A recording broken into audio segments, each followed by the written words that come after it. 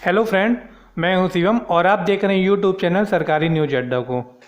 आज की तारीख है 1 जुलाई 2020।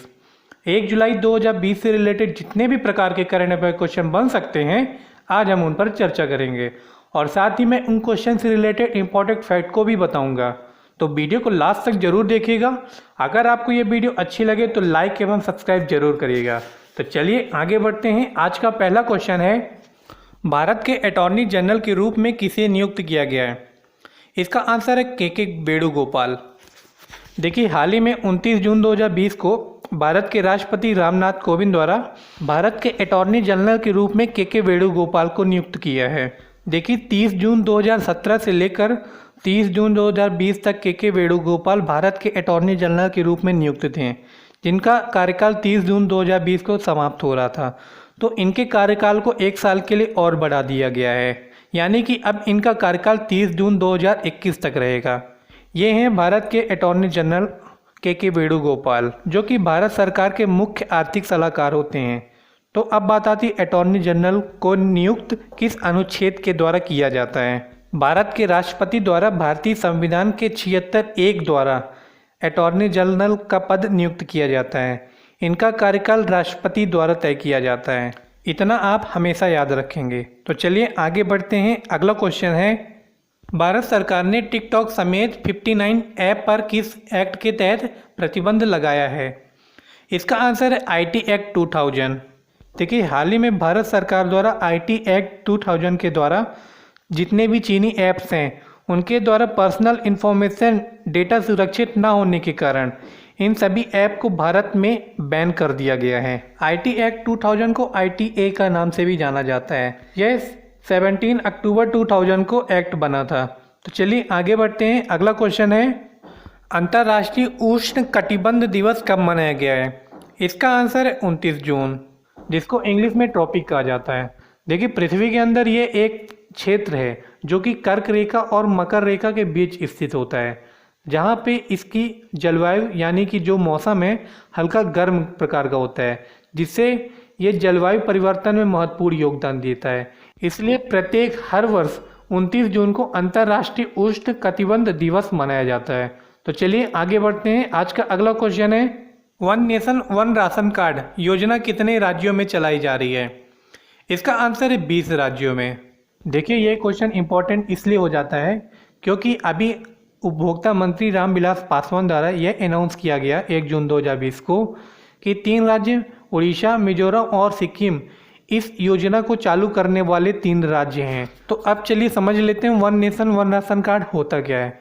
देखिए, जैसे कि हमारे मजदूर भाई लोग एक राज्य से लेकर कई राज्यों में काम करने के लिए जाया करते थे, लेकिन उनके पास राशन कार्ड होते हुए लेकिन वो जिस एरिया के हैं, यानी कि अगर वो मध्य प्रदेश का है तो मध्य प्रदेश में ही बस वो राशन ले सकता है।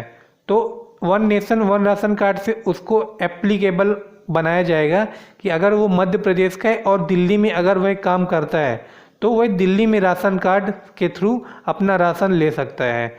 यानी कि एक मजदूर जिस एरिया से या अगर वो किसी भी एरिया यानी कि किसी भी राज्य में रहता है तो वो उस राज्य से अपना राशन कार्ड के थ्रू ले सकता है। तो चलिए आगे बढ़ते हैं। अगला क्वेश्चन है, किस देश ने अमेरिका के प्रेसिडेंट डोनाल्ड ट्रंप के खिलाफ अरेस्ट वारंट इशू किया है? इसका आंसर है ईरान। देखिए, ईरान द्वारा डोनाल्ड ट्रंप के साथ साथ 36 लोग के खिलाफ अरेस्ट वारंट जारी किया गया है। यह अरेस्ट वारंट किस लिए जारी किया गया है? क्योंकि अमेरिका के डोनाल्ड ट्रंप ईरान के प्रमुख टॉप कमांडर जो कि जनरल कासम सुलेमानी हैं, उनको जनवरी में मरवा दिया गया था। तो अब बात आती है ईरान की। ईरान की कैपिटल तेहरान है। ईरान के प्रेसिडेंट हसन रूहानी है। इतना आप हमेशा याद रखेंगे। तो चलिए आगे बढ़ते हैं। अगला क्वेश्चन है, PMFME योजना किसके द्वारा लॉन्च की गई है? इसका आंसर हरसिमरत कौर बादल। देखिए, हाल ही में हरसिमरत कौर बादल जो कि हमारे केंद्रीय खाद्य प्रसंस्करण उद्योग मंत्री हैं, इनके द्वारा PMFME को लॉन्च किया गया है। तो अब बात आती है PMFME होता क्या है। PMFME का फुल फॉर्म है prime minister formalisation of micro food processing enterprises. इस योजना का उद्देश्य यह है कि पूरे भारत भर में जितने भी खाद्य प्रसंस्करण की वित्तीय छोटी इकाइयां हैं उनको वित्त के रूप में एक सहायता प्रोवाइड करना। लगभग इसमें 35,000 करोड़ रुपए निवेश किया गया है। ये हैं केंद्रीय खाद्य प्रसंस्करण उद्योग मंत्री हरसिमरत कौर बादल। तो चलिए आगे बढ़ते हैं। अगला क्वेश्चन है, प्लेटिना प्रोजेक्ट किस राज्य द्वारा लॉन्च किया गया है? इसका आंसर है महाराष्ट्र राज्य द्वारा। देखिए, हाल ही में अभी महाराष्ट्र के मुख्यमंत्री उद्धव ठाकरे 30 जून 2020 को विश्व की सबसे बड़ी प्लाज्मा थेरेपी बैंक बनाने का लक्ष्य रखा है। इस प्लाज्मा थेरेपी का उपयोग कोविड-19 के पेशेंट को ठीक करने में किया जाएगा। तो अब बात आती है महाराष्ट्र राज्य की। महाराष्ट्र की कैपिटल मुंबई है। महाराष्ट्र के मुख्यमंत्री उद्धव ठाकरे एवं गवर्नर भगत सिंह कोश्यारी हैं। देखिए, एक क्वेश्चन इंपॉर्टेंट और बन जाता है कि भारत में ऐसा कौन सा राज्य अथवा केंद्र शासित प्रदेश है जिसने प्लाज्मा थेरेपी यानी कि ब्लड बैंक बनाने का फैसला लिया है? इसका आंसर है दिल्ली। इतना आप हमेशा याद रखेंगे। तो चलिए आगे बढ़ते हैं। अगला क्वेश्चन है, ड्रोन से टिड्डियों को नियंत्रित करने में भारत का कौन सा स्थान है? इसका आंसर है पहला स्थान है। देखिए, हाल ही के करंट अफेयर में मैंने आपको बताया था कि इसकी शुरुआत राजस्थान के अजमेर जिला से करी गई थी और साथ ही भारत टिड्डियों के प्रकोप को रोकने में सफलतापूर्वक परीक्षण करने में विश्व भर में 5वां देश बन गया है। तो चलिए आगे बढ़ते हैं। अगला क्वेश्चन है, जो कि आज के करंट अफेयर का लास्ट क्वेश्चन है, नाडा इंडिया मोबाइल एप्लीकेशन किसने लॉन्च किया है? इसका आंसर है नाडा। तो अब बात आती है, यह एप्लीकेशन काम क्या करेगा? देखिए, हमारे जितने भी देश से एथलीट हैं तो डोपिंग करने के कारण वह ओलंपिक में नहीं ज्वाइन कर सकते, कॉमनवेल्थ में नहीं ज्वाइन कर सकते, यानी कि वाडा द्वारा, वर्ल्ड एंटी डोपिंग एजेंसी द्वारा उनके ऊपर बैन लगा दिया जाता है।